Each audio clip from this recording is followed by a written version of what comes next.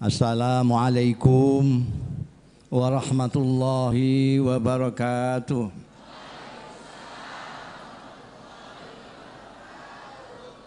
Pertama-tama saya harus memanjatkan puji syukur kehadirat Allah Subhanahu wa taala yang telah memperkenankan saya pada malam hari ini sowan bertemu muka bersilaturahim dengan panjenengan semua, dengan Anda sekalian, dengan NU, Muslimat, Patayat, Ansor, Banser dan segenap keluarga besar NU Kerawang dan para pimpinan-pimpinan NU di Jawa Barat. Mudah-mudahan pertemuan kita ini mendapat ridho dari Allah Ta'ala, barokah, manfaat fid dini wa dunya wal akhirah. Terus terang saya itu kaget, saya agak underestimate. Kerawang kok mengadakan tasakuran NU ini. Kalau saya di Jawa Timur enggak kaget lah, tapi kalau di sini kaget.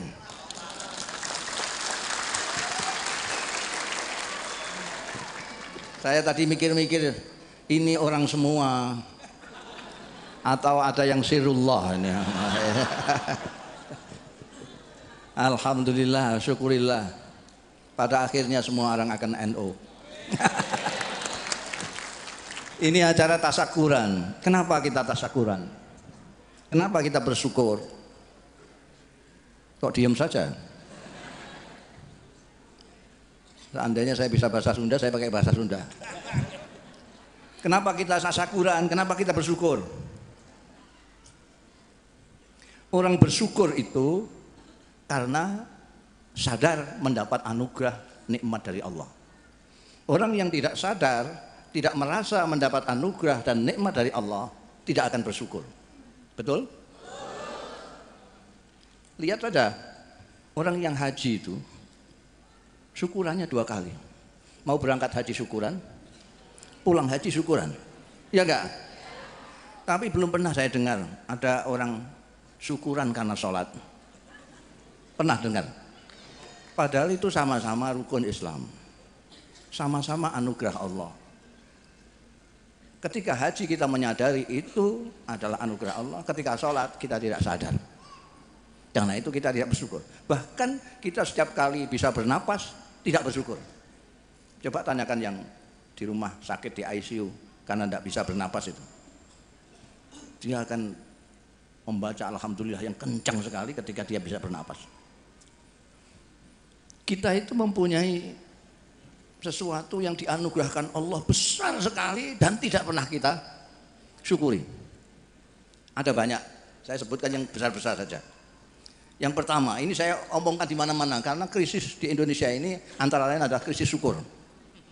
Makanya tadi disebutkan oleh wakilnya Pak Kapolda, ada sedikit-sedikit berkelahi, sedikit-sedikit karena tidak tahu syukur, orang ini banyak yang tidak ngerti syukur. Maka acara sekarang ini tasyakuran ini betul-betul penting ini. Ini saya akan bicara soal syukur. Pertama, kita tidak pernah mensyukuri bahwa kita diciptakan Allah menjadi manusia. Pernah? Anda mensyukuri bahwa Anda diciptakan Allah? Sebab Allah menciptakan makhluknya jadi apa saja, itu hak prerogatifnya Gusti Allah. Tahu hak prerogatif? Hak mutlak Allah tidak boleh diganggu-gugat siapapun. Ya sama dengan Pak Jokowi milih menteri itulah. Itu hak prerogatif. Jadi sampai setuju nggak setuju dengan menterinya nggak urusan. Itu hak prerogatifnya presiden. Pak Jokowi sendiri jadi presiden, itu hak prerogatifnya Gusti Allah, Gusti Allah. Jadi itu harus pertama kali dengan patut ini, supaya tidak kecewaan, tidak geloan, tidak segala macam. Kita diciptakan Allah menjadi manusia, itu luar biasa. Allah itu menciptakan makhluknya ada yang seperti batu, pasir, tidak bisa apa-apa, mikir tidak bisa, ngerasa nggak bisa. Sampai pecah ya mau, sampai lempar-lemparkan juga mau, sampai apa sajakan mau dia, nggak bisa menolak. Itu nomor satu. Ada yang diciptakan oleh Allah makhluk itu menjadi tanaman. Tanaman itu sebenarnya bisa berpikir, bisa berperasaan.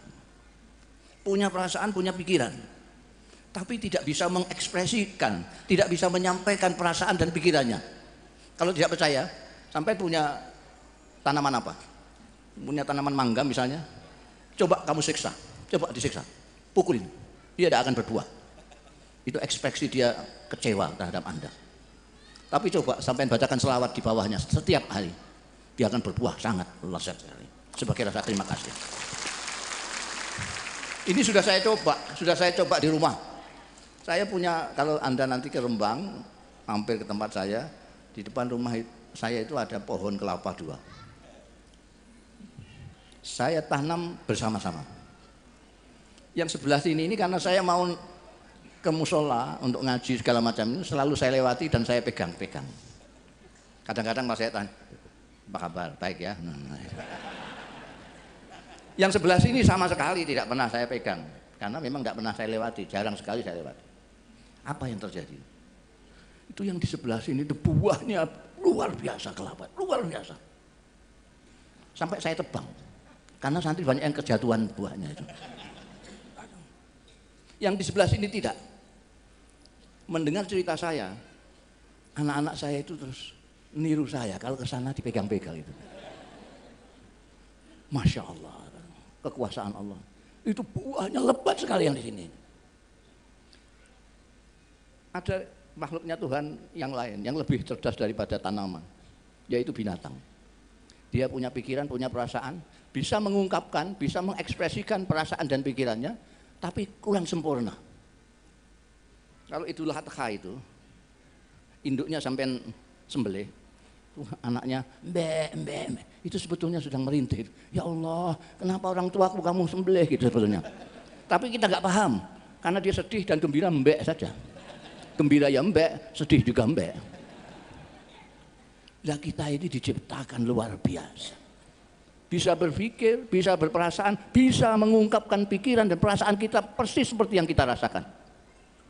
Itu anak-anak muda kalau menyatakan cintanya itu wah, luar biasa. Itu yang diomong itu sampai kelepek-kelepek. Ya. Kita diberi Allah akal dan pikiran yang tidak diberikan kepada yang lain. Kita mempunyai pikiran, akal yang luar biasa dan bisa menyampaikan apa yang kita pikirkan. Tidak pernah kita syukurin, kita anggap biasa. Ini nomor 1, anugerah besar Allah Ta'ala yang tidak kita syukuri. Yang kedua, di antara 7,5 miliar manusia ini, kita dipilih dengan hak prerogatifnya Allah menjadi umatnya Nabi Muhammad Sallallahu Alaihi Wasallam. Apa dikira sampai semua ini diislamkan oleh A.A. Gim, oleh Kiai Ahmad Rohyat, Kiai Benjamin? Gimana orang Kerawang kok ikut Kanjeng Nabi itu? Tidak masuk akal sebetulnya. Sampean itu keluarga tidak. Lah kalau habaib inilah, kalau diurut-urut masih punya darah lah sampai ke Kanjeng Nabi. Kalau sampean-sampeannya enggak apa-apanya. Tetangga juga tidak, karena kita mau ke sana masih 9 jam pakai jet itu. Pesawat jet masih 9 jam. Tetangga tidak, keluarga tidak, sanak famili tidak. Bahkan lesannya saja tidak sama. Kanjeng Nabi itu afsahu man nathaqa bid-dhad. Kanjeng Nabi itu orang yang paling fasih melafadzkan dhad. Saya dan sampean tidak bisa bilang dhad. Ramadan ramlan, ridho rila, murtado murtalo. Lidah kita bukan lidahnya Kanjeng Nabi. Kanjeng Nabi abajadun hawazun. Kita ono cara kodho tasawwur sebegitu itulah. Bagaimana kalau sampean ikut Kanjeng Nabi itu bagaimana? Padahal ada orang yang paling dekat dengan dengan Kanjeng Nabi Muhammad Sallallahu Alaihi Wasallam. Orang yang dekat sekali dengan Rasulullah Sallallahu Alaihi Wasallam. Tidak ada orang yang lebih dekat dari orang ini. Namanya Abdul Uzza. Dia ini tetangga pet. Menurut bahasa Jawa itu tetangga pet. Tidak ada rumah lagi yang langsung di sini rumah Kanjeng Nabi, ini rumah dia. Ini namanya tetangga pet. Di sini apa namanya? Dempet, tetangga dempet. Bukan hanya tetangga pet, dempet, tapi orang ini adalah paman pas dari Rasulullah Shallallahu Alaihi Wasallam. Dia itu kakaknya Sayyidina Abdullah. Sayyidina Abdullah itu adalah ayahnya Rasulullah. Di sini memanggilnya apa? Paman. Mamang pas. Mamang pas, saudaranya ayahnya. Mamang pribadi. Tetangga, dempet, paman. Kalau di bahasa Jawa itu paman cer. Dia saudaranya ayah. Bukan itu saja. Orang ini berbesanan dengan Kanjeng Nabi, anak dua. Tidak ada orang yang begitu dekat. Berbesanan sampai anak dua. Bukan satu, dua. Dia punya anak laki-laki dua. Dikawinkan dengan putri dua Kanjeng Nabi. Utbah dan Utaibah anaknya dikawinkan Sayyidatina Ruqayyah dan Sayyidatina Ummi Kulsum. Dia berpisahan dengan Kanjeng Nabi, anak dua. Tetangga apa tadi? Dempet, paman, cer pribadi, berpisahan anak dua. Orang ini diajak Nabi Muhammad Sallallahu Alaihi Wasallam, tidak hanya tidak mau, tapi mencaci maki Kanjeng Nabi. Sampai tidak ingat itu pada waktu Rasulullah naik di atas Gunung Sofa itu, famili-familinya pada datang. Kalau saya mengatakan begini, kalian percaya atau tidak? Percaya. Kalau saya ngomong gini, percaya. Semuanya percaya. Karena Rasulullah Shallallahu Alaihi Wasallam selamanya tidak pernah bohong. Mereka percaya. Tapi giliran beliau mengajak mereka kepada menyembah satu Tuhan saja, yaitu Allah. Orang ini tadi, yang tetangga dempet, paman cal, besanan anak dua ini, langsung memakikannya. Tabban laka ya Muhammad, alihada jama'tana. Mencaci. Kalau bahasa sini mungkin kurang ajar kamu Muhammad. Orang tua-tua kamu kumpulkan di sini, kamu ngomongin gitu aja. Tuhan baik-baik sudah banyak kok, disuruh satu saja.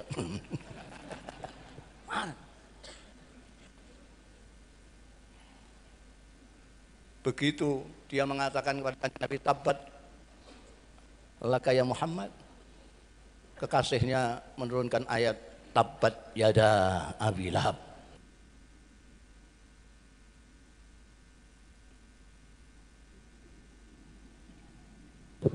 Ini biasa, bangsa gini-gini tidak begitu kuat dengan suara saya.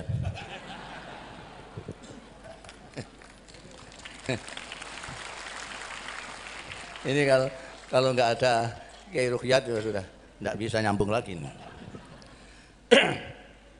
Jadi sampai mana tadi? Sampai lupa saya. Abad yada, begitu turun tabat yada Abi Lahab. Abdul Uzza itu dijulukin Abu Lahab karena dia malah mukanya ini merah. Begitu turun ayat itu, langsung anaknya dua Utbah dan Utaibah dipanggil, ceraikan istri-istri kalian. Kalau tidak aku akui sebagai anak saya. Sayyidina Ruqayyah dicerai sama Utbah, Sayyidatina Ummi Kulsum dicerai sama Utaibah. Kelak kemudian Sayyidatina Ruqayyah dikawin oleh Sayyidina Utsman bin Affan. Ketika zaman perang Badar, Sayyidatina Ruqayyah wafat, lalu apa kalau di bahasa Jawa nguduni? Hah? Turun ranjang dari kakaknya Sayyidatina Ruqayyah ke Sayyidatina Ummi Kulsum. Ini bekas mantu-mantunya Abu Lahab. Pertanyaannya sekarang, orang Kerawang ikut Kanjeng Nabi tanpa tahu dari mana asal usulnya. Tapi Abu Lahab bukan saja tidak ikut, tapi mencaci maki ketika diajak Rasulullah Sallallahu Alaihi Wasallam. Coba saya menjelaskan. Tanyakan profesor-profesor yang botak-botak ini. Bagaimana Abu Lahab yang begitu dekatnya dengan Rasulullah tidak ikut Rasulullah, malah mencaci orang Kerawang pada ikut. Nanti kan tambah botak dia, nggak bisa menjelaskan. Tapi kalau sampai tanyakan saya, jawabannya tadi itu hak prerogatifnya Allah Subhanahu wa taala. Abu Lahab tidak bisa, nanti protes tidak bisa. Saya dekat dengan Muhammad, dia ponakan saya. Ketika lahir, saya merdekakan budak saya yang memberitahukan kelahirannya dia. Kok saya tidak diberi hidayah untuk ikut? Kenapa orang Karawang ikut?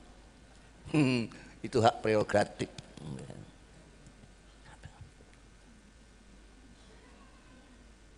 Itu hak prerogatif Allah. Tapi untuk kita itu suatu anugerah yang luar biasa.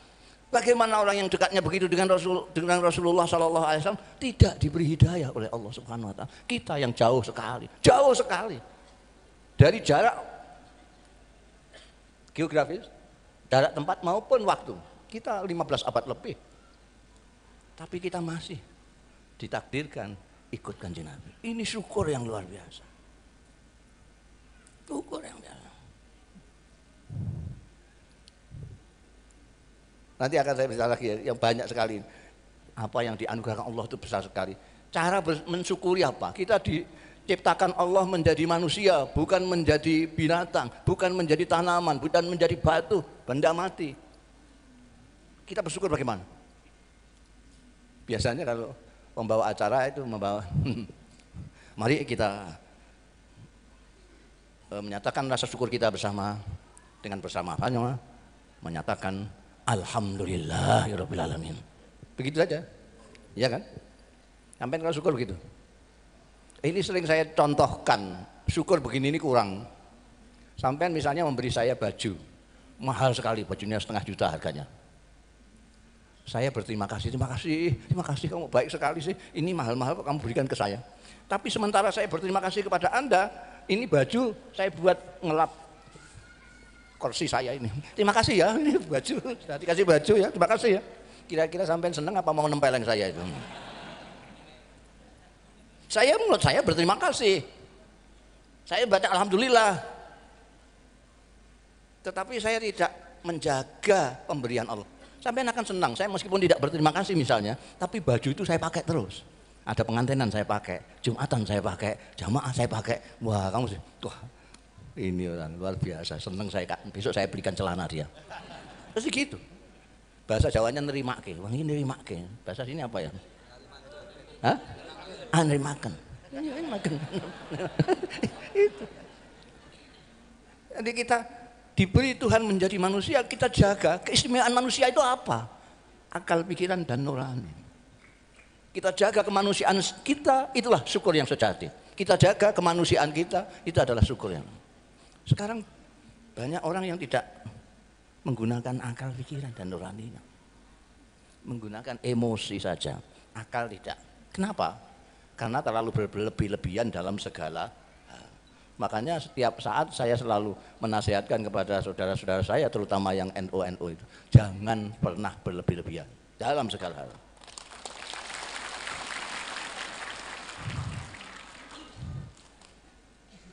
Makan jangan berlebihan, itu ada dalilnya. Kalau biasanya di Jawa Barat ini ditanya ada dalilnya apa enggak. Sudah tahu kiai tanya dalil segala macam, kurang kerjaan. Kulu wasrobu wala tusribu itu dalilnya. Mau apa lagi, dalil apa? Kalau dikasih dalil hadisnya sokeh apa enggak gitu. Kurang Jawa Barat sama Jakarta ini luar biasa. Jangan berlebih-lebihan makan, jangan berlebihan minum, jangan berlebihan senang, jangan berlebih-lebihan benci. Kalau bisa jangan benci. Kalaupun benci jangan berlebih-lebihan. Jangan berlebihan mendukung atau tidak mendukung, jangan berlebihan. Sedang-sedang saja. Ciri yang paling mudah diingat dari ahli sunnah wal jamaah itu adalah sikap, perilaku, at-tawassut wal i'tidal. Sedang-sedang saja. Termasuk beragama, jangan berlebih-lebihan. Tuhan sudah tahu potongan kita itu kayak apa, itu sudah tahu. Jangan sok-sokan lah ya Allah. Kayak kok seperti wakilnya Gusti Allah saja. Kita sudah untung hidup di akhir zaman masih ikut Kanjeng Nabi Muhammad sallallahu alaihi wasallam. Ini harus kita syukuri, jangan dibuat mentang-mentang ya. Terus dianggap orang yang kurang agamane terus wah jahanam. Ya Allah, sedang-sedang saja. Dalilnya apa? Itu kalau masih tanya dalilnya itu jahil murakkab. Karena al-hulu fiddin itu jelas. Dalilnya mutawatir. Ya boleh di dalam beragama berlebih-lebihan itu. Sedang-sedang. Jadi kita ini yang kalau berlebih-lebihan akal yang hilang. Tidak bisa adil. Orang yang berlebih-lebihan saya kilani, bahasa sini apa saya kilani itu. Saya jengkali itu saya apa? Oh, saya enggak mungkin orang yang berlebih-lebihan tidak mungkin bisa adil dalam berpikir maupun dalam bersikap. Orang yang berlebih-lebihan tidak akan mungkin bisa istiqomah. Ini dua hal yang sangat dianjurkan Al-Qur'anul Karim. Dalilnya apa?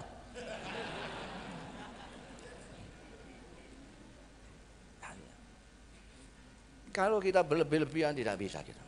Benci misalnya. Kalau kita benci berlebih-lebihan, akal kita hilang. Apa yang dikatakan oleh orang yang kita benci, semuanya akan salah. Dan itu tidak adil, tidak akal, tidak nalar itu. Dua kali dua berapa? 4. Karena saya benci Anda, salah. Yang benar berapa? 5 kurang 1. Ini karena benci berlebih-lebihan. Itu sesuatu yang jelas. Kalau diberitahu bahwa agama itu adalah akhlak, yang mengatakan itu orang yang Anda benci, Anda mengatakan tidak. Yang namanya Islam itu bukan akhlak. Dalilnya apa? Ad-dinu kulluhu akhlak. Dalil terus saya sekarang pokoknya. Kalau sampean akhlaknya lebih baik dari saya, maka Anda agamanya lebih baik dari saya. Itu ukurannya. Jangan pakai ukuran macam-macam.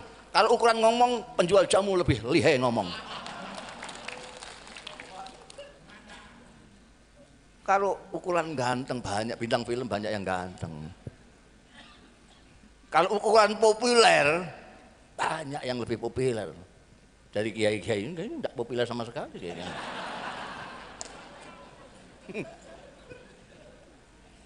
Tapi lihat akhlaknya. Kalau akhlaknya lebih baik, dia yang paling lebih baik Islamnya. Itu jadi pegangan kita. Bagaimana orang bisa menjadi Islam yang baik, yang akhlaknya baik? Karena dididik oleh orang yang berakhlak baik. Siapa yang akhlaknya baik? Orang yang mempunyai mata rantai pendidikan langsung sampai kepada Rasulullah Sallallahu Alaihi Wasallam. Siapa itu? Jawab sendiri. Sampai orang NU. Sampai Allah, ini dalil saya, Quran ini bukan.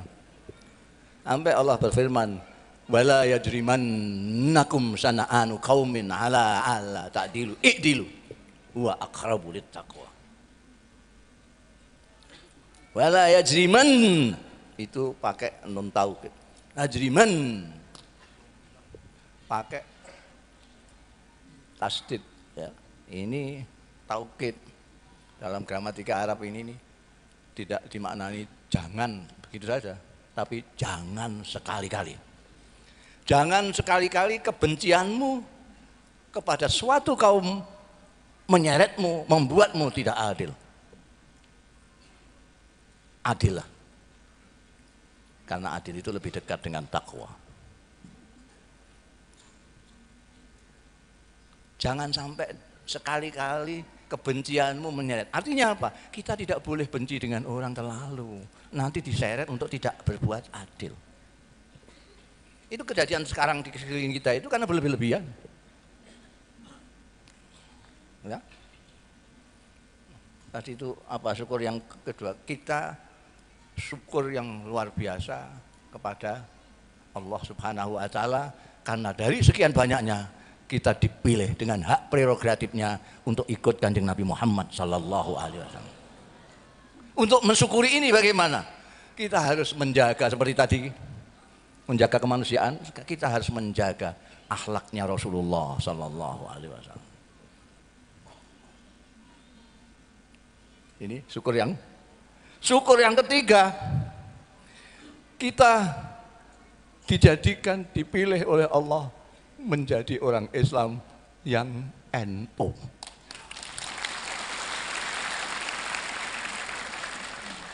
Kenapa harus kita syukuri? Kenapa kita tasyakuran sudah 94 tahun? Karena kita ikut Kanjeng Nabi Muhammad Sallallahu Alaihi Wasallam. Lalu hubungannya apa? Hubungannya karena kiai-kiai yang mendirikan NU, mendirikan Nahdlatul Ulama, itu kebangkitan kiai. Saya sebetulnya menganggap bahwa Nahdlatul Ulama, ulama di sini ini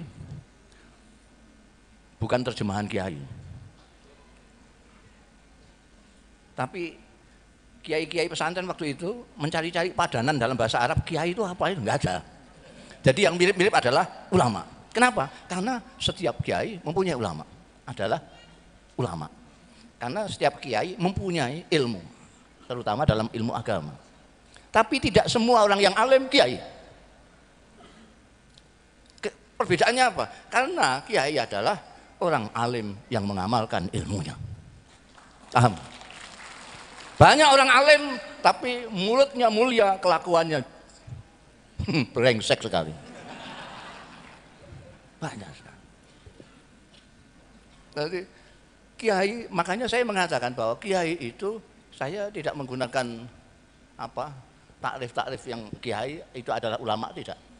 Tapi dengan mengatakan alladzina yanzuruna ilal ummah bi aini rahmah. Kiai NU harus ditambahi NU. Kiai NU dulu, terutama harus kayak dulu, karena ada kiai yang sekarang. Kiai NU yang mendirikan ini itu adalah orang-orang alladzina yanzuruna ilal ummah bi aini rahmah. Mereka yang melihat umat dengan mata kasih sayang.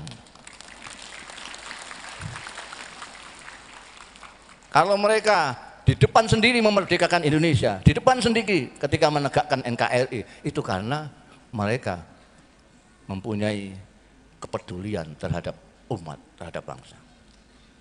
Ini bukan pikiran sendiri, tapi ini meniru Kanjeng Nabi Muhammad Sallallahu Alaihi Wasallam.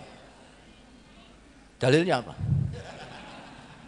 Itu sudah hafal semua dalilnya. Ini Quran. Tapi saya tidak seperti orang Jawa Barat sama Jawa Barat sama Jakarta. Jakarta ini kalau dalil Quran tahu suratnya, tahu ayatnya, bahkan pojok berapa. Halaman sekian tahu apa. Kurang kerjaan itu. Ayat Quran. A'udzubillahi minasyaitonirrajim. Hafal semua sampean. Laqad ja'akum rasulun min anfusikum azizun 'alaihi ma anittum harisun 'alaikum bil mu'minina raufur rahim. Kalau Anda baca terjemahan Kementerian Agama itu, Quran terjemahan Kementerian Agama, insya Allah nggak paham sampean. Itu kalau terjemahan Kementerian Agama itu, Quran dipakai itu, sungguh telah datang kepadamu seorang rasul dari antaramu yang berat terasa bagimu. Paham sampai sekarang? Saya ulangi, sungguh telah datang kepadamu seorang utusan darimu yang berat terasa baginya penderitaanmu. Paham? Padahal ini bahasa Indonesia ini. Kalau sampai orang Indonesia aja nggak paham, apalagi orang Arabnya yang. Kenapa? Karena tim yang menerjemahkan terlalu hati-hati, jadi sampai letterlek, harfiah. Akhirnya nggak terbaca karena gaya bahasa Arab dengan bahasa Indonesia lain. Kalau letterlek ya nggak bisa. Coba ini diangkat, wah berat terasa bagiku. Sampai berdiri sini sampai besok ya, wah ya berat terasa bagiku. Jadi penderitaan umat berat terasa bagi Rasulullah, artinya Rasulullah tidak tahan melihat penderitaan umatnya. Paham? Jadi Rasulullah itu azizun alaihi ma'anittum. Tum itu kalian, itu umat. Kanjeng Nabi tidak tahan melihat penderitaan umatnya. Kanjeng Nabi itu kalau melihat orang lapar, pucat beliau. Pucat. Karena itu Kanjeng Nabi rajin sekali amar ma'ruf nahi mungkar. Karena Kanjeng Nabi lihat orang lapar saja nggak tahan. Ada sahabatnya mati, burungnya saja beliau takziah. Apa ada sekarang itu pimpinan yang takziah karena burungnya mati? Karena Rasulullah mempunyai apa namanya? Tidak tahan melihat penderitaan umat. Bayangkan kalau nanti melihat umatnya digergaji kepalanya. Tak tahan. Orang lapar saja tidak tahan Kanjeng Nabi. Karena itu Kanjeng Nabi amar ma'ruf nahi mungkar, amar ma'ruf nahi mungkar, sampai dinyanyikan sama Imam Busiri, Nabiyunal amirun nahi wala ahadu abar fi qaulila minhu wala na'am. Karena Kanjeng Nabi itu tidak tahan. Orang yang sekarang akhir-akhir ini, orang yang tidak paham, disangkanya amar ma'ruf nahi mungkar itu landasannya adalah kebencian. Bukan, itu landasannya adalah ketidaktahanan melihat penderitaan orang. Dengan kata lain, kasih sayang. Dalam bahasa lain, rahmat. Karena itu Kanjeng Nabi disebut Nabiul Rahmah. Agamanya disebut Ad-Dinul Rahmah, Dinul Rahmah. Rahmatan lil alamin. Karena kasih sayang kepada umat, maka amar ma'ruf nahi mungkar kepada. Bukan karena benci kamu saya amar ma'ruf nahi mungkar. Tidak. Itu salah dari awal. Lihat saja, ibu-ibu itu lebih amar ma'ruf nahi mungkar terhadap anaknya daripada ayahnya, daripada tetangganya. Kenapa? Karena kasih sayang ibulah yang paling tinggi terhadap anaknya. Paham ibu-ibu? Paham enggak? Ini bahasa saya bisa dipaham enggak? Kalau enggak nanti saya belajar bahasa Sunda dulu. Jadi azizun alaihi ma'anitum, harisun alaikum, penuh kepedulian. Jadi kiai-kiai itu ingin meniru pemimpin agungnya Nabi Muhammad sallallahu alaihi wasallam. Dari situ, bukan ilmunya saja, tapi amaliyahnya dan rasa kepeduliannya kepada umat. Dulu itu tadi disebutkan, tadi siapa? NU cabang Katolik tadi mana? Dia menerangkan dari mulai Nahdlatul Wathon itu dulu kiai-kiai itu sudah ngajak bangsa-bangsanya, diajak ngajak anak-anak muda, ngajak Nahdlatul Syuban segala macam. Terus enggak bangkit-bangkit. Lalu kiai-kiai itu, oh kita harus bangkit saja, kita saja nanti kan ikut. Ini meniru Kanjeng Nabi Muhammad Shallallahu Alaihi Wasallam ketika zaman Hudaybiyah itu enggak jadi umrah, itu kan Kanjeng Nabi menyuruh orang-orang supaya menyembelih hadyunya itu. Tidak ada yang mendengarkan perintahnya Kanjeng Nabi. Maka atas usul istrinya, Kanjeng Nabi menyembelih hadyunya sendiri, dan orang pun berbondong-bondong mengikuti jejaknya Kanjeng Rasul. Ini juga gitu. Ketika ngajak anak-anak muda semua, orang-orang itu nggak ada yang naik. Sudah kita saja yang bangkit, nanti mereka biar ikut bangkit. Nahdlatul Ulama, kiainya yang bangkit. Otomatis santrinya ikut bangkit karena kiainya bangkit kok. Coba kiai kok nyapu musolanya, nanti kan ramai santri itu, rebutan sapu itu. Nahdlatul Ulama. Jadi kita bersyukur kita ikut kiai-kiai itu. Kenapa kita bersyukur? Karena kiai-kiai itu mempunyai sanad yang muttasil. Sekarang banyak orang yang gagah-gagah mengatakan Rasulullah Shallallahu Alaihi Wasallam telah bersabda, innamal a'malu binniyat, saudara-saudara. Bahwa yang penting adalah innamalnya. Kayak Kanjeng Rasul itu tetangganya saja. Rasulullah berkata, dengar kapan kamu? Tapi sampai sendiri kan juga pernah mengatakan itu dawuhnya Rasulullah, innamal a'malu binniyat.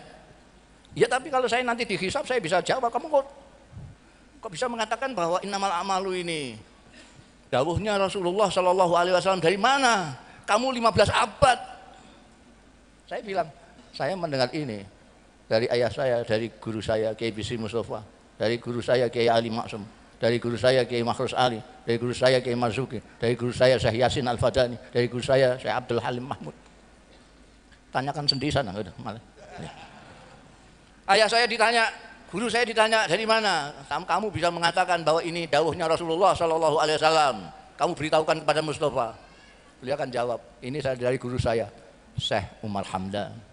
Nanti Syekh Umar Hamdan ditanya dari mana? Saya dari Syekh Faleh. Terus sampai Amirul Mukminin, Sayyidina Umar bin Khattab radhiyallahu dari Rasulullah Shallallahu Alaihi Wasallam, dari malaikat Jibril, dari Allah Subhanahu Wa Taala. Paham sampai urutannya ini? Semua ilmu yang sampai dapat dari Kiai NU itu bisa dipertanggungjawabkan sampai yaumul hisab. Zaman seperti ini, itu sangat kita bersyukur kita masih ikut Nahdlatul Ulama. Ya. Sampai tinggal bilang saja, sampai bisa mengatakan begini. Saya dengar dari Kiai Ahmad Rohayat. Udah biar yang ditanya beliau nanti. Enak tuh. Tapi kalau sampai ditanya, kamu bisa mengatakan ini dawuhnya Rasulullah? Iya, saya dari Google. Wah, sudah. Repot nanti urusannya itu. Ya. Kita bersyukur kita Nahdlatul Ulama Kiai. Tadi hampir saya ralat tadi, siapa namanya? NU cabang Katolik tadi. Mengatakan bahwa NU adalah terbesar di Indonesia. Mau saya ralat tapi dia sudah pinter diteruskan. Mungkin sedunia. Ralat saya bukan mungkin, memang. Ini bukan mungkin Pak Jonas, bukan mungkin. Tahun 89 saya ditakdirkan ikut Gus Dur sama Kiai Sahal Mahfud mendapat undangan dari Darul Ifta. Darul Ifta itu suatu badan non departemental tapi langsung di bawah Raja Saudi. Waktu itu kepalanya adalah kepalanya Wahabi Saudi, Syekh bin Baz. Saya itu karena tulisan saya bagus, tulisan Arab saya itu bagus. Saya gelandangan suka dolan-dolan kalau ke Jakarta mampir ke PB gitu. Betulan Kiai Sahal, Kiai Abdurrahman Wahid, Dr. Fahmi, Saifuddin, Allah yarhamhum, mereka semua sudah ada. Mereka sedang bicarakan undangan dari Saudi. Wah ini ada Gus Mus, ada Gus Mus. Saya waktu itu gelandangan biasa lah, nggak jadi apa-apa. Oh ini ada Gus Mus, kebetulan tulisannya bagus ini. Suruh nulis balasan. Saya nulis surat balasan bahwa kita berterima kasih sudah diundang, insya Allah akan kita bicarakan, nanti kita akan datang. Itu yang nulis saya. Ketika dapat undangan dari atase agama itu bukan di bawah Deparlu sana, tapi di bawah Darul Ifta ini. Ketika datang di sana, saya diajak sama Kiai Sahal, sama Gus Dur, sama Dr. Fahmi ini. Loh kok saya ikut ngapain? Loh nanti kalau ada yang harus ditulis-tulis lagi kan, biar tulisannya sama dengan yang masuk akal juga itu ya.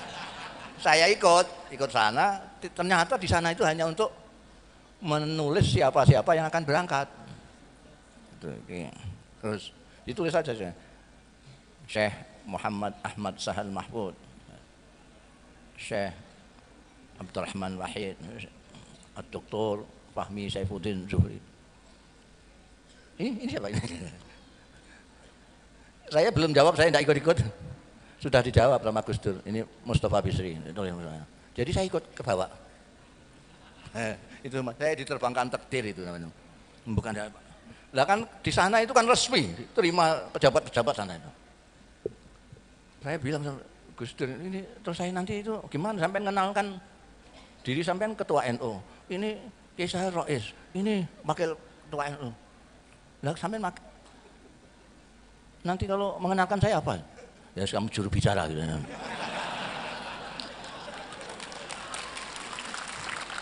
Lah padahal ini bisa bicara semua kok ada juru bicaranya.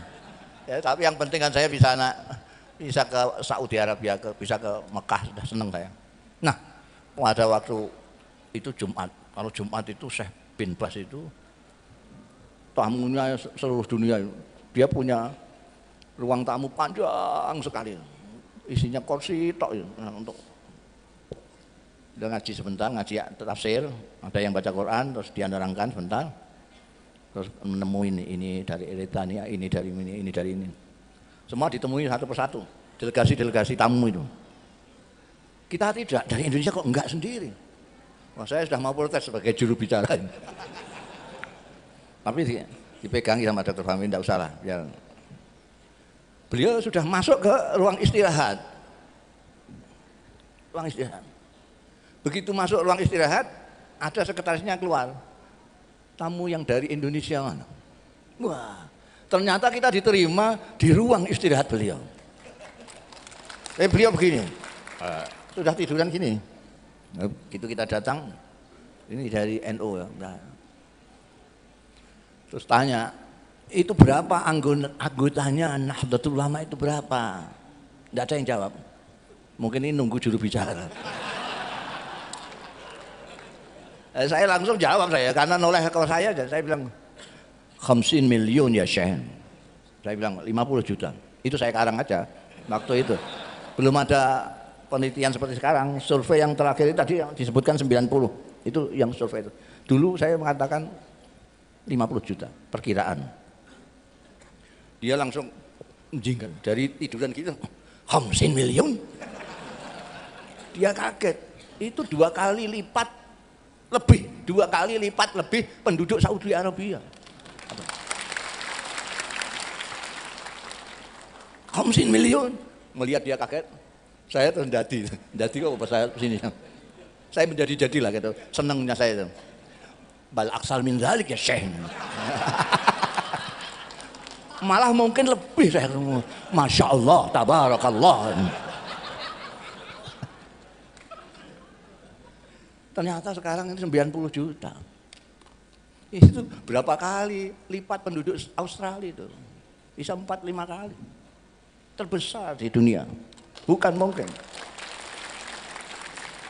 Bahkan sampai saya berani mengatakan di mana-mana. Memamerkan NU saya itu memamerkan NU di Amerika, di Eropa, di Jepang, di mana-mana saya mengatakan ini yang terbanyak di dunia. Ini yang disebut Kanjeng Nabi insya Allah menjadi sawadul azam. Alaikum bisawadil azam. Terbanyak di dunia. Dan saya sudah ngecek cara berpikir, cara memahami.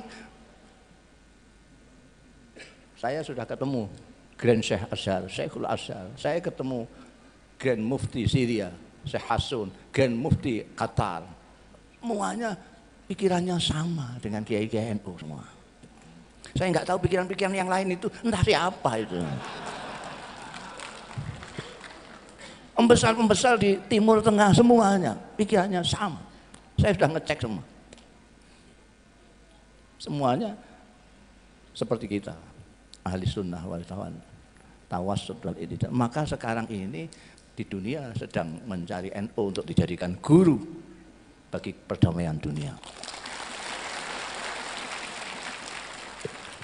Saya yang khawatir lalu kitanya sendiri malah nggak paham. Jadi orang mau jadikan sampean guru, sampean sendiri malah cari guru kemana-mana yang nggak jelas. La ilaha illallah. Sudah sampean mantap saja sama kiai-kiai sampean NU, sudah. Itu punya jalur langsung bisa dipertanggungjawabkan ila yaumil kiamat. Kalau sampean punya ustadz lain, sampean tanya, sampean bisa nanggung saya nanti sampai yaumul hisab? Kalau iya, sampean silakan ke sana. Kalau berani. Kalau kiai NU berani. Karena dia memang mempunyai sanad betul ke sana. Jadi kita perlu bersyukur, ini hak prerogatifnya Gusti Allah juga. Ada yang anaknya kiai tidak mau di NU, ada. Ada enggak? Ada, karena enggak dipilih sama Gusti. Jangan dikira, makanya saya minta supaya bersyukur menjadi umatnya Nabi Muhammad SAW, bersyukur dari manusia dengan menjaga kemanusiaan, bersyukur menjadi umatnya Nabi Muhammad SAW dengan menjaga nilai-nilai dan ajarannya, menjadi NU juga menjaga ke-NU-anmu, ahli sunnah wal jamaah. Salah satu sikap dari NU, makanya lain. Tadi kan bersemangat tadi. Ketua sampean itu kan. NU, NKRI harga mati. Kenapa begitu? Lu karena apa namanya? Anda nggak kenal. Hadratus Syekh Hasyim Asy'ari biasanya fotonya ada ini, itu yang ini. Saya itu sudah agak lama menemukan dan sudah saya terjemahkan. Saya menemukan buku karangannya seorang penulis dan wartawan Arab yang pada waktu revolusi di Indonesia dia memang di Indonesia untuk mengcover jalannya revolusi di Indonesia. Dia punya buku dan saya menemukan buku itu yang dalam terbitan Kuwait berbahasa Arab. Judulnya menarik. Judulnya itu Al-Allamah Muhammad Hasyim Asy'ari Wadi'u Labinati Istiqlali Indonesia. Itu terjemah harfiahnya adalah Maha Guru Muhammad Hasyim Asy'ari, peletak batu pertama kemerdekaan Indonesia. Itu buku karangannya Said Asad. Sudah saya terjemahkan. Silahkan cari di toko-toko. Jadi ajaran dari kiai-kiai NU itu karena ikut mendirikan Nahdlatul Ulama, itu ikut mendirikan negara kita ini, maka orang NU itu saya selalu mengatakan adalah orang Indonesia yang beragama Islam. Bukan orang Islam yang kebetulan di Indonesia. Orang NU itu bukan turis. Orang NU itu adalah orang Indonesia yang beragama Islam. Bukan orang Islam yang kebetulan di Indonesia. Dulu ada namanya Azhari, ada namanya M-Top yang ngebom itu, ngebom Indonesia. Mungkin masih bisa dimaklumi ya, karena dia bukan orang Indonesia. Jadi kalau Indonesia hancur dia nggak merasa rugi, nggak apa, dia bukan orang Indonesia. Tapi kalau sampean mau merusak Indonesia, wah, tak lawan kamu. Ini rumah kita bersama, harus kita jaga bersama. Jadi itu tadi sudah kita bersyukur karena manusia dengan menjaga kemanusiaan kita. Bersyukur menjadi umatnya Nabi Muhammad Sallallahu Alaihi Wasallam dengan menjaga nilai dan ajarannya Nabi Muhammad Sallallahu Alaihi Wasallam. Bersyukur menjadi orang NU dan melaksanakan ajaran-ajaran NU. Ada lagi satu lagi, belum jam 2. Satu lagi, kita bersyukur dengan hak prerogatifnya Allah Ta'ala. Kita diciptakan menjadi bangsa Indonesia, menjadi orang Indonesia. Ini anugerah, ini anugerah. Banyak sekali orang-orang asing ke Indonesia ini, banyak yang minta warga negara, banyak sekali. Banyak sekali. Lah kita yang jadi warga negara Indonesia kok nggak bersyukur gimana? Sampean tak tanya sekarang ibu-ibu ini, sampean yang paling jauh pergi kemana sana? Jakarta? Sudah pernah Jakarta ya? Bandung, sudah. Surabaya pernah? Rembang pernah? Saya itu Timur Tengah sudah, Eropa sudah. Eropa mulai Jerman sampai Spanyol, Amerika sudah, Jepang sudah, Korea sudah, Hong Kong sudah, Taiwan sudah, mana-mana. Setiap kali saya di negara-negara itu yang teringat adalah Indonesia. Kenapa? Kenapa? Karena di sana itu tidak seperti di sini. Di negara-negara itu kalau panas kita tidak tahan panasnya. Kalau dingin tidak tahan dinginnya. Di sini paling panas kemarin itu, paling panas itu 36. Kemarin itu saya lihat ketika panas sekali itu 36 derajat. Saya di Mesir pernah mengalami 50 derajat. Semua yang saya pegang panas sekali. Kalau naik bis pegangan ini panas. Ini panas. 50 derajat. Kena angin panas. Kalau di sini panas, kita berlindung di bawah pohon sudah tidak panas. Di sana berlindung di mana saja, kalau asal kena anginnya, kena udaranya panas. Saya pada waktu itu jadi mahasiswa. Kalau mau tidur, ranjang ini saya siram pakai air, set, langsung tidur. Kalau tidak langsung tidur, mengembalikan timba dulu ke kamar mandi, ini panas lagi nanti. Kalau belajar itu kitab saya masukkan ke plastik, sini pancuran saya hancurkan, ambil gini. Kalau enggak bisa belajar ya. Kalau musim dingin, itu di sini paling dingin itu 20-26 derajat. Itu pada waktu saya di Jerman itu 6 derajat di bawah nol. Itu masih 6 derajat, ada yang 20 di bawah nol segala macam. Ini itu sudah keluar darah. Selimutan itu keluar jadinya sedikit itu. Oh ini udah gemetaran sendirian. Di sini ya Allah. Saya di Mesir itu sama kawan-kawan nyewa lapangan sepak bola itu mahal sekali, hanya untuk seminggu sekali. Itu pun seringkali prei tidak boleh dipakai latihan sepak bola. Alasannya karena rumputnya sedang disirami. Di sini ini rumput masih ditebangin.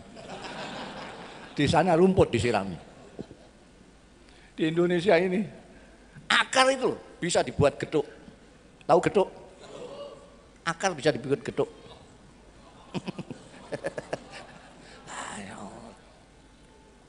Indonesia ini dulu ada Grand Syekh, Syekhul Azhar itu ulama yang terbesar di Mesir.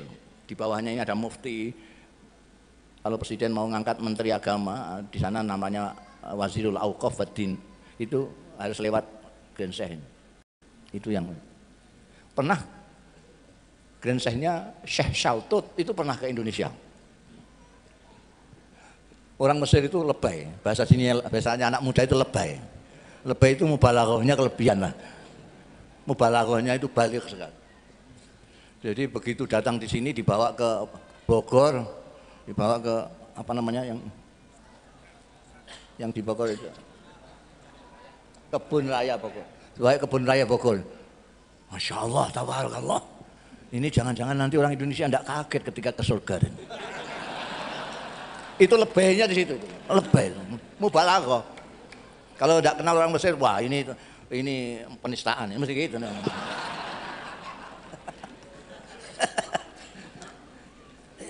Masya Allah. Hadhihi qit'atun minal jannah. Indonesia, ya qit'atun minal jannah. Indonesia adalah sekelumit pecahan dari surga. Saya satu. Dari alamnya, dari udaranya, dari orang-orangnya.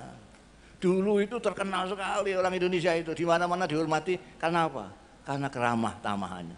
Di Indonesia tidak kenal itu menegur kok. Dari mana Bu? Enggak kenal tapi negur. Di mana-mana enggak ada, Bu. Di kita ini negur. Sampai di Magelang sana itu, wah sudah dihampirkan, mari hampir. Enggak tahu belakangan ini kenapa. Kalau bahasa Jawanya kesambet. Kesambet di sini ya. Entah kesambet apa itu. Sekarang kok tiba-tiba menjadi sangar begini orang Indonesia. Beragama saja itu, ya Allah, NU itu ikut Kanjeng Nabi mengajarkan Islam yang ramah. Kanjeng Nabi Muhammad Shallallahu Alaihi Wasallam menyontohkan diri beliau. Kanjeng Nabi itu sampai nggak kenal Kanjeng Nabi. Kanjeng Nabi itu jangankan mau bicara, nggak bicara itu sudah mengajak. Nggak bicara itu mengajak Kanjeng Nabi itu, menarik. Orang selalu ingin dekat dengan beliau. Itu saja tidak bisa mengislamkan Abu Lahab. Kanjeng Nabi yang begitu indah wajahnya, begitu indah perkataannya, begitu fasih pengendikannya semuanya, itu tidak bisa mengimankan Abu Lahab. Kok sekarang malah kamu ajak dengan membentak-bentak, dengan menjahanam-jahanamkan, meneraka-nerakakan, menista-nistakan, membid'ah-bid'ahkan, tambah lari. Orang sekarang lari. Ini orang NU harus bangkit ini. Orang NU jangan tidur aja. Harus bangkit. Jangan biarkan Islam dirusak sama orang Islam bodoh-bodoh itu. Dirusak, cemar kita, malu kita. Dulu semua orang menghargai Islam. Karena kiai-kiai kita memang menampilkan Islam dengan tampilan yang indah. Kiai-kiai tidak ngomong saja, bahkan ada kiai yang tidak ngomong, tapi perilakunya yang ngomong. Kiai-kiai pesantren dulu punya kasih sayang kepada umat. Itu tadi saya katakan yanzuruna ilal ummah bi ainir rahmah. Karena kasih sayangnya kepada umat, tidak tahannya melihat umatnya itu kesasar-sasar, beliau itu membantu mereka membacakan Al-Quran, memahami Al-Quran, kemudian mengamalkan Al-Quran supaya terlihat oleh umatnya yang awam yang tidak membaca Quran ini. Oh begitu itu Quran ini. Maka ini sekarang saya anjurkan kepada kiai-kiai NU itu yang baca Quran.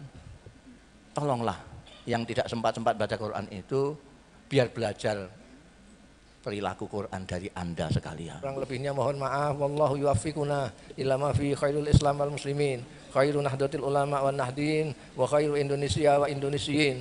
Wa astaghfirullahal azim li wa lakum wal afu minkum. Wassalamualaikum warahmatullahi wabarakatuh.